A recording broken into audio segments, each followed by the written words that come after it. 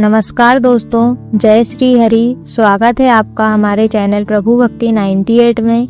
क्या आपने कभी सोचा है जब पूरी दुनिया किसी भक्त के विरुद्ध हो जाए तब भगवान उसकी रक्षा कैसे करते हैं। आज की कथा एक ऐसे बालक की है जिसने अपने अटूट विश्वास से स्वयं भगवान विष्णु को इस धरती पर आने के लिए विवश कर दिया। यह कहानी है भक्त प्रहलाद और भगवान नरसिंह की। तो आइए श्रद्धा और भक्ति से इस दिव्य कथा की शुरुआत करते हैं। हिरण्याकशिपु का अहंकार। बहुत समय पहले दो असुर भाई थे, हिरण्याक्ष और हिरण्यकशिपु। जब भगवान विष्णु ने वराह अवतार लेकर हिरण्याक्ष का वध किया तब हिरण्यकशिपु को क्रोध से भर उठा। उसने प्रण लिया कि वह भगवान विष्णु से बदला लेकर रहेगा।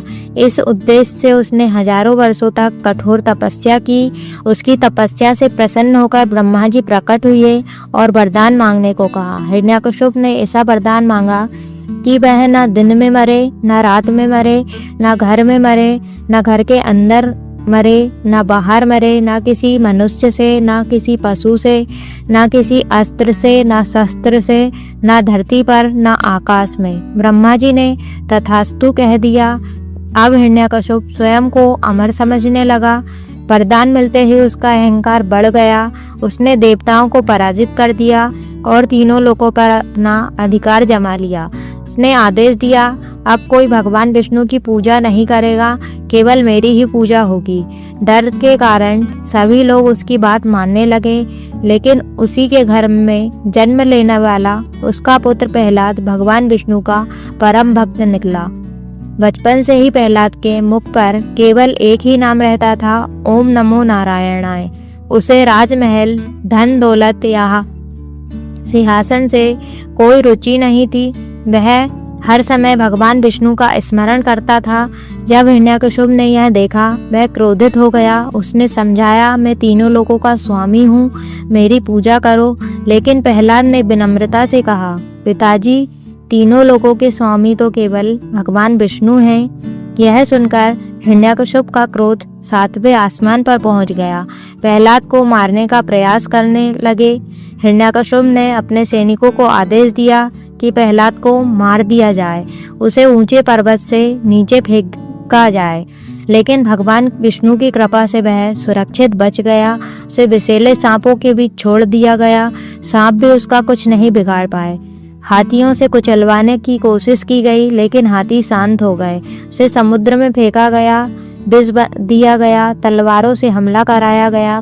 वह हर बार भगवान विष्णु से अपने भक्त की रक्षा की। हिरण्याकशिपु की बहन होलिका को अग्नि में न जलने का वरदान था। वह प्रहलाद को गोद में लेकर अग्नि में बैठ गई।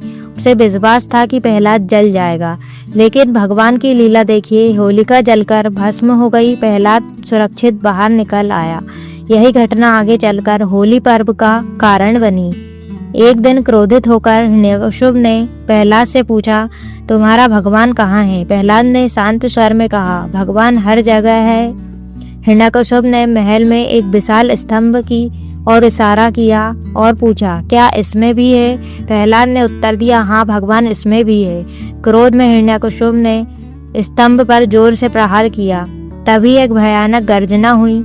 स्तंभ फट गया। उसमें से भगवान विष्णु नरसिंह अवतार में प्रकट हुए।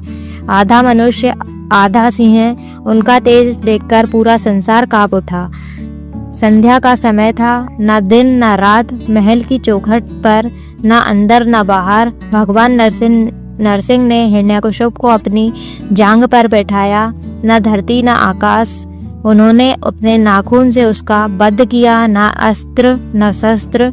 इस प्रकार ब्रह्मा जी का वरदान भी सत्य रहा। भगवान ने धर्म की रक्षा भी की।